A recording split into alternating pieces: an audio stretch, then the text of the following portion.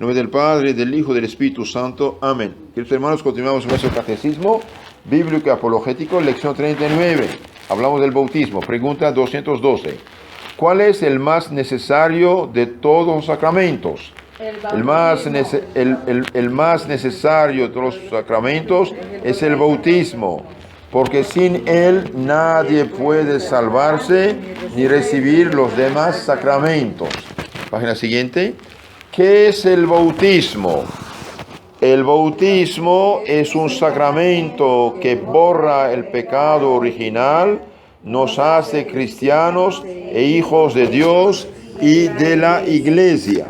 Entonces es un sacramento que borra el pecado original y nos hace hijos de Dios y de la Iglesia. Y si uno es adulto, borra también los pecados personales. Página siguiente. ¿Cómo se da el bautismo?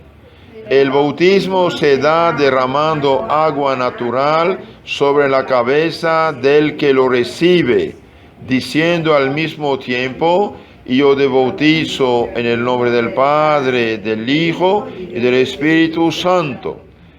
¿Quién puede bautizar? Ordinariamente, normalmente, solo pueden bautizar el sacerdote y el diácono, pero en caso de necesidad puede bautizar cualquier persona que tenga uso de razón y que sepa bautizar guardando la intención de la Iglesia. ¿A qué se obliga el que recibe el bautismo? El que recibe el bautismo se obliga a vivir según la ley de Dios y de la Iglesia y a seguir los ejemplos de Jesucristo. Y dice: yo renuncio a Satanás, a sus obras, a sus seducciones. ¿Por qué se dan padrinos a los niños que son bautizados? Se dan padrinos a los niños que son bautizados para que respondan por ellos del fiel cumplimiento de sus obligaciones. Entonces regresamos a la pregunta: ¿cuál es el más necesario de los sacramentos? Es el bautismo. ¿Por qué? Porque nadie puede salvarse ni recibir los demás sacramentos si no está bautizado. Ahora ustedes saben, o más bien no saben, hay tres tipos de bautismo. Hay el bautismo de agua y Espíritu Santo, que es el sacramento. Hay el bautismo de deseo y hay el bautismo de sangre. Expliquen un poco esto. Por ejemplo, una persona pagana, un budista, un musulmán, un judío, un no bautizado, sabe que hay Dios arriba, sabe, su cabeza dice que hay Dios. Dice: sí, Creador mío, ten piedad de mí, quiero hacer tu santa voluntad, sálvame. Entonces esta persona tiene el deseo del bautismo, tiene el deseo de hacer la voluntad de Dios, pero no sabe nada de Cristo. Entonces, ¿qué pasa? Esta vez persona teniendo el deseo del bautismo, y Dios mirando su buena voluntad, y esta persona sigue cumplir la voluntad de Dios, y bien Dios le da la gracia sin el sacramento, lo purifica de su pecado. Y esta persona pertenece al alma de la Iglesia Católica, sin ser bautizado. ¿Por qué? Porque quiere hacer la voluntad de Dios. Y sigue la ley de Dios impresa en su corazón: haga el bien y evite el mal. Eso se llama ley natural. Entonces, el bautismo de deseo. Si muere con esas condiciones, el bien va al cielo. Pero es complicado para él. ¿Por qué? Porque no tiene los demás sacramentos. Y está rodeado de paganos, de gente que no cumple, que no sabe. Entonces hace falta, de todo modo, llevar el Evangelio en la medida posible. Hay también el bautismo del sangre. ¿Qué es esto? El bautismo de sangre significa que una persona se prepara para el bautismo, estudia la doctrina para el bautismo, pero por ser creyente de Cristo lo mata. Entonces está bautizada en su sangre. Ya está bautizado. Ya. En su sangre se bautiza, porque él cree en Cristo, no ha recibido todavía el sacramento, pero lo matan por odio a Cristo. Como los santos inocentes, por ejemplo. Los santos inocentes, sí. Bien, entonces el bautismo, pero lo normal es recibir el bautismo en nombre del Padre, del Hijo y del Espíritu Santo. En el capítulo 3, 5 de San Juan, Cristo dice: quien no renaciere del agua del Espíritu Santo no puede entrar en el reino de los cielos. Entonces el bautismo sacramento sí es necesario en lo normal. Nuestro Señor no hace diferencia entre niños y adultos. Desde los apóstoles la iglesia siempre bautizó a todos, niños y adultos. No hay ningún versículo de la Biblia que diga no bautizar niños. Es mentira.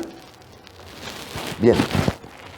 Un niño es una criatura amada de Dios. Tiene derecho a recibir la vida eterna. La Biblia manda bautizar toda criatura. San Marcos 16:16. La Biblia es el libro sagrado exclusivamente de la Iglesia Católica.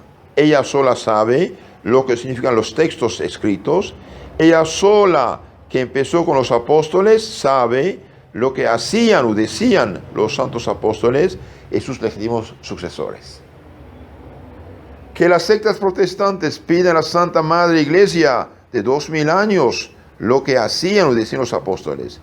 Ella les instruirá y les explicará correctamente la palabra de Dios, puesto que recibió de los apóstoles la palabra divina de viva voz y por escrito.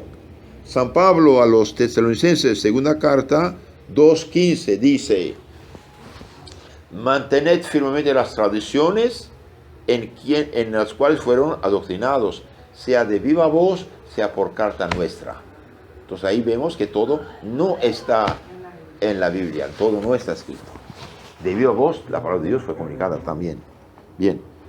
Ella, la iglesia, es testigo ocular y maestra encargada de explicar lo que se dijo desde el primer siglo. Toda persona que utiliza este libro santo fuera de la iglesia católica y legítima, se pone en peligro de falsificarlo con sus propias interpretaciones o con las que recibió de los discípulos de Lutero, y por lo tanto puede tener una mala explicación y mala comprensión. Por eso las sectas que dicen no bautizar están equivocados. La Biblia no dice no bautizar, dice bautizar a toda criatura. Ahora ellos, engañados por una mala explicación, dicen: sí, pero Juan Bautista bautizó a Cristo a los 30 años. ¿Sí? Esto dicen. Y bien, veamos el texto y contexto. Primero, Cristo no necesitaba ser bautizado. ¿Por qué? Porque Dios es santidad misma. Segundo, la Biblia dice que hay dos tipos de bautismos: el bautismo rito judío de Juan Bautista y el bautismo sacramento instituido por Cristo. Entonces, en la Biblia se habla de dos cosas diferentes que se llaman bautismo. Juan Bautista dice: yo os bautizo en el agua. Hay uno mayor que yo. No soy digno de soltar la cuerda de su zapato. Él va a bautizar con agua, fuego y Espíritu Santo. Es diferente. Es diferente. Ahora, ¿el bautismo que Cristo recibió es nuestro sacramento cristiano? No. Cristo es el autor del bautismo cristiano. Cristo bajó a las aguas para santificar las aguas de nuestro futuro bautismo. Primero. Segundo, para manifestarse al mundo. Y tercero, para manifestar el misterio de la Santísima Trinidad. Cuando Cristo se presentó a Juan Bautista, ¿qué dijo Juan Bautista? Yo necesito ser bautizado por ti. ¿Usted viene a mí para qué? Cumplamos, dice, las Escrituras. Entonces, cuando Cristo bajó las aguas, el Espíritu Santo bajó sobre él como hombre. Y ahí Juan Bautista dijo: Dios me dijo, él sobre quien bajará el Espíritu, él es el Mesías. Entonces ahí Dios Padre habló del cielo, el Espíritu Santo bajó y Cristo estaba presente en Jordán. Otro punto: Cristo, el momento de bajar al agua, entonces ahí manifiesta que Él es el Mesías. Y Juan Bautista tiene la prueba que Él es el Mesías, el Cordero de Dios que quita los pecados del mundo. Entonces aquí vemos, hay un bautismo de agua en señal de arrepentimiento, que es un rito judío. Eso es Mateo 3:11. Ahí en página 159 abajo, letra negrita. Hay bautismo de agua, rito judío, Mateo 3:11, y un bautismo de Espíritu Santo y fuego, Mateo 3:11. Entonces hay, Juan Bautista, yo bautizo con agua. Hay alguien mayor que yo que va a bautizar en fuego y Espíritu Santo. Esto está en San Mateo 3:11. Y este bautismo de fuego y Espíritu Santo viene es el sacramento instituido el día de la ascensión de Cristo al cielo, Mateo 28:19. ¿Qué dice Cristo? Vayan, prediquen, bauticen en el nombre del Padre, del Hijo y del Espíritu Santo. Juan Bautista no tenía esto. Entonces hay dos bautismos, un rito judío instituido por Juan Bautista en señal de arrepentimiento de los pecados. ¿Por qué? Porque un corazón lleno de pecados no recibe la palabra de Dios. Tiene que arrepentirse. Y un rito instituido por Cristo en el nombre del Padre, del Hijo y del Espíritu Santo. Eso contradice lo que dicen que Cristo se bautizó a los 30 años y por esa razón no bautizan a sus hijos. La iglesia siempre bautizó. Ningún versículo de la Biblia prohíbe el bautismo de los niños. Al contrario, dice bautizar toda criatura. ¿Y cómo se bautiza? Bien, se bautiza de dos maneras. O echando agua sobre la cabeza, la frente más bien, que toque la frente, diciendo al mismo tiempo, yo te bautizo en el nombre del Padre, del Hijo y del Espíritu Santo, y derramando 3 veces el agua, o poniendo en el agua totalmente, no hay problema. Pero no es necesario bautizar en un río. ¿Por qué? Porque los apóstoles que bautizaron varios miles el día de Pentecostés y después, en Jerusalén no había ríos. No había ríos, es mentira. No hay ningún río en Jerusalén. Entonces, ¿cómo bautizaron? Echando agua sobre el cuerpo del bautizado. Con tal que unas gotas de agua toquen el cuerpo del bautizado, está bautizado. En diciendo las palabras en nombre del Padre, del Hijo y del Espíritu Santo al mismo tiempo. No es necesario un río. Es mentira.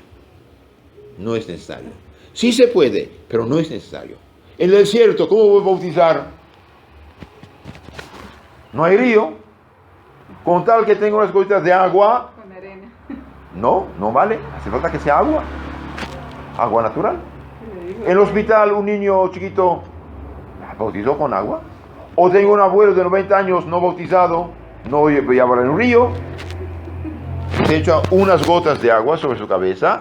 En mismo tiempo dice la palabra, yo te bautizo en nombre del Padre, del Hijo y del Espíritu Santo. Ahora, ¿quién es el ministro ordinario del bautismo? Es el sacerdote. O excepcionalmente su ayudante, el diácono. Y si no hay sacerdote y alguien está en peligro de muerte, cualquier cristiano puede bautizar, sabiendo bautizar, claro. Tiene que el agua tocar la frente, la piel. Hay niños a veces con mucho pelo. Tiene que hacerse con la frente, ¿sí? Y entonces en nombre del Padre, del Hijo y del Espíritu Santo, echando 3 veces unas gotitas de agua sobre su frente. Ahora, ¿qué nos da el bautismo? El bautismo nos hace hijos de Dios. Expulsa el demonio y el pecado original. Abre la puerta del cielo, cierra la puerta del infierno, graba en nuestra alma el sello de Cristo, discípulo de Cristo, y nos da el Espíritu Santo. Un niño bautizado es santo. Un niño bautizado que muere va derecho al cielo. Y los que no bautizan a sus hijos porque son de fiesta, bien son unos necios. No saben de qué privan a sus hijos. Un niño que muere sin bautismo, bien según el Evangelio, el que no renace, bien no entra en los cielos. Entonces los que no bautizan a sus hijos deliberadamente porque son de fiesta, de gasto o no sé qué, están totalmente equivocados. Y los protestantes que no bautizan con el pretexto que Cristo se bautizó a los 30 años, son unos necios ignorantes que tergiversan para su perdición y de sus hijos la Biblia.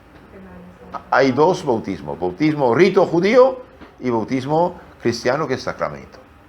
Con la excepción que dije, hay bautismo de deseo de sangre, esto para la gente que quiere hacer la voluntad de Dios. Ahora un bautizado, una vez que está bautizado, tiene que conocer la doctrina cristiana, hacer el catecismo para poder recibir los demás sacramentos, especialmente el sacramento de la confirmación para llegar a adulto, espiritualmente hablando, y el sacramento de la Eucaristía, que lo alimenta espiritualmente con el cuerpo sangre de Cristo para la vida eterna, y también la confesión para borrar todo el polvo de cualquier pecado que sea. Y un bautizado que pecó tiene que confesarse cuanto antes. En nombre del Padre, del Hijo, del Espíritu Santo. Amén.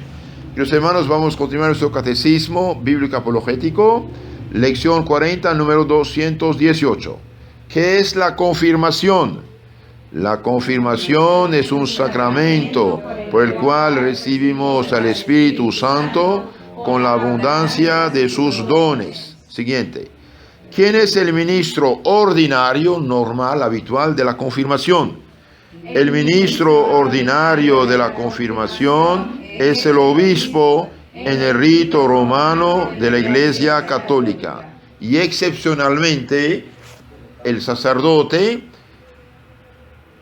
por delegación del derecho o del obispo. ¿Qué hace el obispo para confirmar? Para confirmar, el obispo impone las manos sobre los confirmandos e invoca al Espíritu Santo. Luego hace una cruz con el santo crisma en la frente de cada uno de ellos y les da una palmadita en el rostro para decirles: sé fuerte y dé testimonio de ser discípulo de Cristo. El obispo unge la frente del confirmando con un aceite especial llamado santo crisma. ¿Qué es el santo crisma? El santo crisma es aceite de oliva mezclado con bálsamo que el obispo consagra el jueves santo. El bálsamo simboliza las virtudes que debe practicar el cristiano. Y en la confirmación, además de recibir aumento de la gracia, de la fe, de las esperanzas, de la caridad, de las virtudes, recibe los 7 dones del Espíritu Santo. ¿Cuáles son esos dones? Los dones del Espíritu Santo son 7: sabiduría, entendimiento, consejo, fortaleza, ciencia, piedad y temor del Señor. Entonces, esto es, en muy resumen, la confirmación. La confirmación es el sacramento mediante el cual recibimos lo que los apóstoles recibieron el día de Pentecostés. Recibimos el Espíritu Santo con sus 7 dones. Un niño bautizado es como un niño que nace. Un niño confirmado es como un adulto de 25 años. Una persona no confirmada espiritualmente es débil como un niño chiquito. Entonces, desde que el niño tiene discernimiento, uso de razón, puede pecar, entonces necesita la confirmación. Necesita la confirmación. La confirmación es el sacramento de ser adulto espiritualmente. Por ejemplo, un arbolito chiquito tiene 10 centímetros de raíces, uno puede arrancarlo, pero cuando es un árbol de 20 metros y 10 metros, 15 metros de raíces, no se puede arrancar. Eso es lo que pasa con la confirmación. En la confirmación se aumenta la gracia, la santidad, se aumenta la fe, esperanza, caridad, y se dan en profundidad los 7 dones del Espíritu Santo, junto con el carácter de cristiano. ¿Cómo se llama? La confirmación nos imprime en el alma un carácter especial, un sello especial que nos hace soldados de Cristo, testigos de Cristo, para dar testimonio de la fe. Para confirmarse hay una preparación. Claro, hace falta prepararse, saber de qué se trata, qué recibe, porque si usted da esto a una persona sin una preparación, no va a valorizarlo, tiene que también él colaborar. Entonces, por el bautismo un niño nace a la gracia y la vida divina. Por la confirmación llega a ser adulto. De dar testimonio de Jesucristo nuestro Señor. Ahora, normalmente el ministro ordinario normal de la confirmación en rito romano, católico romano, es el obispo. ¿Por qué? Porque vemos en los Hechos de los Apóstoles, ahí página 172 abajo, en los Hechos de los Apóstoles 8:14, vemos que cuando el diácono Felipe bautizó a la gente de Samaria, bien son los apóstoles de San Pedro y San Juan que fueron comunicar el Espíritu Santo por la imposición de las manos. Entonces no es cualquiera. Nadie puede comunicar el Espíritu Santo si no es obispo o sacerdote. El obispo es el sacerdote mayor. Lo que pasa en las sectas protestantes actualmente, en grupos de influencia pentecostal, no tiene nada que ver con el Espíritu Santo. En las sectas, los espíritus malos se hacen pasar por Espíritu Santo. Los ángeles pecadores conservaron su naturaleza de ángeles, pueden hacer prodigios, hablar por la boca de los hombres, curar y hacer que los hombres se sienten muy bien. Cuidado, cuidado. Nunca aceptar que alguien les imponga las manos en esas asambleas que un católico no debe frecuentar, nunca. Las sectas fundadas por hombres no tienen ninguna protección contra las trampas de los demonios que mezclan lo bueno con lo malo para engañar mejor a las almas. Es algo importante. Segunda Corintios 11, 13, 14 dice San Pablo: esos tales son falsos apóstoles, obreros engañosos que se disfrazan apóstoles de Cristo. Y no es maravilla, el mismo Satanás se disfraza de ángel de luz. Entonces, cuidado, es algo delicado. Algo delicado esto. Página, pregunta 88. Pregunta 88, vamos a ver ahí algo interesante. Pregunta 88. Lo que uno experimenta en las sectas no es obra del Espíritu Santo. Texto negrito ahí. Media página. Aparte de la iglesia legítima, que es la católica, la fundada por Cristo, ninguna supuesta iglesia fundada después es verdadera. Ni tiene el Espíritu Santo ni puede darlo. Las sectas son obra de la carne, dice San Pablo, capítulo 5 de los Gálatas. Bien. Siguiente,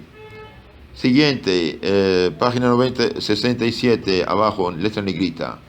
El Espíritu Santo fue comunicado a la Iglesia Católica que Cristo fundó.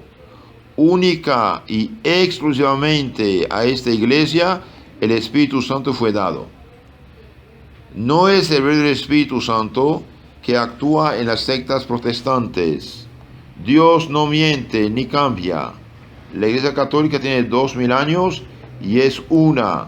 Las sectas protestantes nacieron de la rebeldía del excomulgado sacerdote Martín Lutero hace menos de 500 años.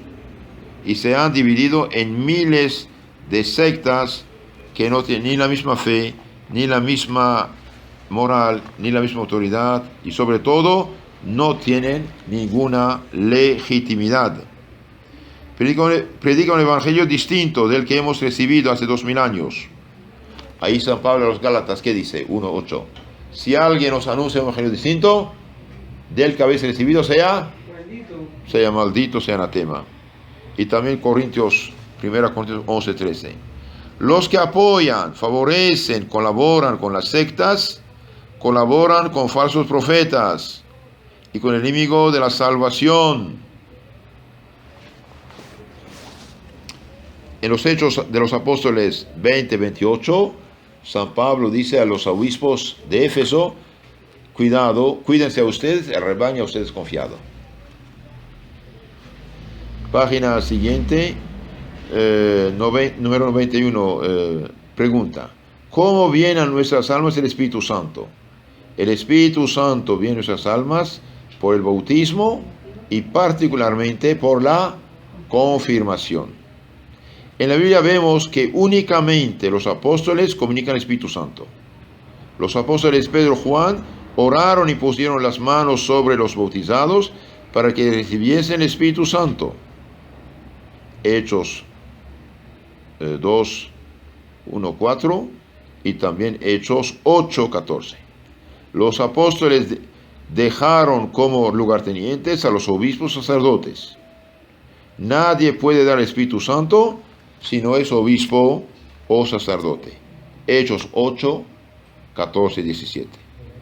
El Espíritu Santo se comunica mediante los sacramentos y especialmente el sacramento de la confirmación. Los pentecostales y carismáticos no tienen ningún poder legítimo. Están bajo un influjo extraño que se hace pasar por el Espíritu Santo. Jamás aceptar una imposición de manos en estas sectas, aunque se digan católicas. Esto abre la puerta de su alma al influjo malo. El demonio le gusta hacerse pasar por el Espíritu Santo, actuar sobre sus víctimas con cosas de supuestos milagros, llantos y lenguas. Eso es peligroso y comunica un espíritu de orgullo y herejía. Mira en 2 Corintios 11:13, Mateo 7:15-23. Señor, en tu nombre profetizamos, en tu nombre lanzamos demonios, en tu nombre hicimos muchos milagros. Y que usted váyanse, no los conozco, váyanse. ¿Sí?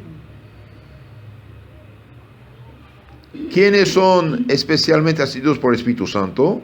Bien, el Papa, los obispos, para el buen gobierno de la Iglesia. Para el buen gobierno de la Iglesia. Cristo, por ser Dios, no cambia ni miente. Cristo dio su Espíritu Santo a sus apóstoles y los apóstoles lo comunicaron a sus legítimos sucesores. Prometió estar con la Iglesia hasta el fin del mundo. Mateo 28:19. Los fundadores de sectas que pretenden ser dirigidos por el Espíritu Santo o mienten o se dejan engañar por el demonio que se hace pasar por ángel de luz. 2 Corintios 11:13-14. Hablando de los predicadores no autorizados, ¿qué dice San Pablo? Esos tales son falsos apóstoles, obreros engañosos, que se hacen pasar por apóstoles de Cristo. Y no es maravilla, el mismo Satanás se disfraza de ángel de luz. Y no lo es, también sus ministros. Después algo interesante, ahí dice, los ángeles malos, letra negrita. Los ángeles malos, por ser ángeles, no perdieron su conocimiento de ángel. Los demonios perdieron la gracia, el Espíritu Santo, la caridad, pero no perdieron su conocimiento de ángel. Un doctor que entra en una mafia de malhechores no pierde su conocimiento de doctor, se hace malhechor nada más. ¿Sí? Y los ángeles malos, por ser ángeles, tienen conocimiento de las leyes de naturaleza, pueden actuar sobre nuestra imaginación y sentidos. El hecho de sentirse bien no es obra del Espíritu Santo. El demonio puede provocar un tal sentirse bien, puede incluso ayudar a libertarse de unos vicios a cambio de la pérdida de la fe católica. El demonio puede sin ningún problema hacer hablar lenguas, hasta con el acento local. El padre Abelardo de Guatemala, exorcista, dice, el demonio habla acento chapín, el español, con acento chapín, guatemalteco, ¿no? El demonio puede sin ningún problema hacer hablar lenguas, hacer curaciones para engañar. Estas cosas no son milagros, sino prodigios anunciados por Cristo. San Mateo 7:15-23. Dice, muchos dirán, Señor, en tu nombre profetizamos, lanzamos demonios, hicimos prodigios. Váyanse de Cristo. Y también en San Mateo 24:24 dice, cuidado, habrá muchos falsos profetas. Harán tantos prodigios que incluso los elegidos serían tentados de seguirles. A veces en estas sectas no hay nada, hay unos trucos, autosugestión, etcétera, etcétera. Lo que es bueno y correcto en las sectas lo debe la Biblia robada de la Iglesia Católica. Lo malo es la mezcla de sus falsas interpretaciones. El demonio engaña a la gente haciéndose pasar por el Espíritu Santo en las sectas pentecostales. Muchos católicos ni se dan cuenta del peligro. Entonces, que quede claro, nadie puede dar el Espíritu Santo si no es obispo o sacerdote. Hechos de los Apóstoles 8:14-17. el diácono Felipe bautizó, Juan y Pedro, apóstoles, obispos, confirmaron, dieron el Espíritu Santo.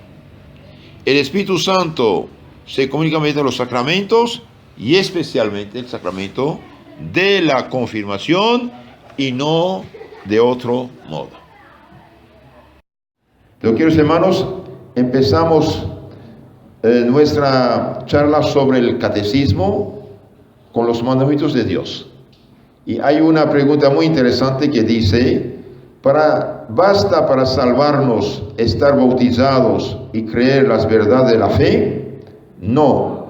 Para salvarnos debemos además cumplir los mandamientos de la ley de Dios y los de la Iglesia y vivir en estado de gracia. Entonces, para salvarnos no basta ser bautizados, porque Cristo dice, ¿por qué dicen Señor, Señor y no hacen lo que digo? Para salvarse hace falta estar bautizados y cumplir los mandamientos de Dios y de la Iglesia y vivir en gracia de Dios. Veamos un poco allí. Cristo dijo, si quieres entrar en la vida eterna, guarda los mandamientos. San Mateo 19, 17. Para guardar los mandamientos hace falta ¿qué? Rezar, confesarse, comulgar, pedir mucho a Dios para tener la fuerza de hacer el bien y evitar el mal.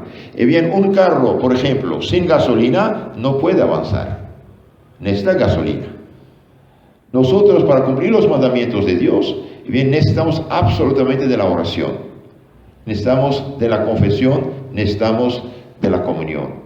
Si no tenemos oración y sacramentos, no podemos avanzar. No podemos. ¿Por qué? Porque hay un defecto de fabricación, entre comillas.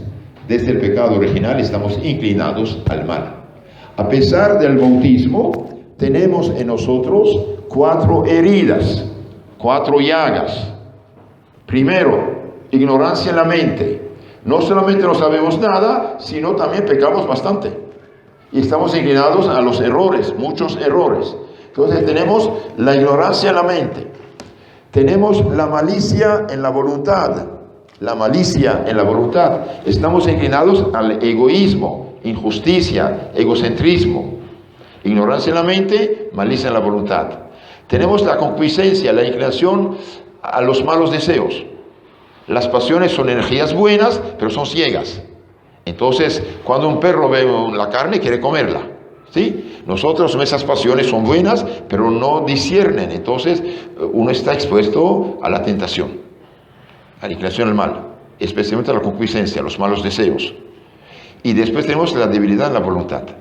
Entonces, el que está bautizado, sí tiene la gracia, sí tiene el Espíritu Santo, sí tiene la caridad, fe, esperanza, las virtudes del Espíritu Santo, pero tiene esas heridas también. Entonces, para cumplir los mandamientos, necesita de antídotos contra esas heridas. Contra la ignorancia tenemos la fe, la prudencia y los 4 dones del Espíritu Santo. Prudencia, justicia, fortaleza, templanza. Contra la malicia tenemos la justicia y la caridad. Contra la concupiscencia y los deseos tenemos la templanza, que modera el uso de las cosas, comer, beber, placer. Y contra la debilidad tenemos la fortaleza. Y hay un sacramento antídoto de todo esto, la Sagrada Comunión. ¿Por qué? Porque la comunión no solamente aumenta la gracia, también aumenta las virtudes y dones del Espíritu Santo. Y nos comunica al mismo Cristo con todos sus tesoros. Y entonces la Santa Comunión ahuyenta a los demonios, aviva la fe y enciende la caridad. Entonces todo eso pasa. Ahora el católico que está bautizado, pero no confiesa, no comulga, no reza, queda ignorante, no tiene antídotos. Es como tener 5 llagas en su cuerpo y no tener gas ni remedio para cubrirlas. Los microbios se anidan y pudren. Ese es el problema. Entonces, para salvarnos no basta estar bautizados. Tenemos que practicar los mandamientos de Dios y de la Iglesia y también el deber de Estado. El deber de Estado es importante. El que no cumple con su deber de Estado también peca. ¿Qué más necesitamos? Bien, necesitamos también, para alentarnos, de la lectura de los libros buenos, libros de los santos y del Santo Evangelio. ¿Por qué? Porque esa lectura del Evangelio y de la vida de los santos ayudan mucho para no dejarnos engañar por las falsas ideas de gente que no piensa en su salvación. sino que considera el placer del momento como lo más importante. ¿Por qué digo el vida de santos? ¿Saben por qué? Porque la vida de los santos es el Evangelio puesto en práctica. Los que leen vida de santos verán que tal santo practicó la humildad, otro la castidad, otro la caridad, otro la fe, y todas las virtudes, pero unos más alto que otro con tal o tal virtud. Por ejemplo, San Martín Caballero, ¿se acuerdan? Era todavía catecúmeno, es decir, se preparaba el bautismo. Un día fue a la iglesia y ve un mendigo frente a la puerta de la iglesia en el frío y nieve de Francia. Entonces era soldado romano. Los soldados romanos tenían un manto que era cobija que resistía, creo, a la nieve y al frío. Podía dormir fuera con esto. Entonces lo cortó en dos porque era grande y envolvió el mendigo pobre anciano con esto. Y la noche Cristo le aparece: bien, Martín, te agradezco, todavía catecúmeno preparándose el bautismo me has vestido, te agradezco. Era Cristo que se va a pasar por mendigo allí. Ese. Otro día, por ejemplo, San Juan, olvidé su apellido, un San Juan de Italia, era militar, un familiar mató a su hermano con pleito, y un día encontró al asesino de su hermano en un callejón. Él era soldado militar con sus soldados. Dijo: aquí está el ratón, lo agarro, lo mato.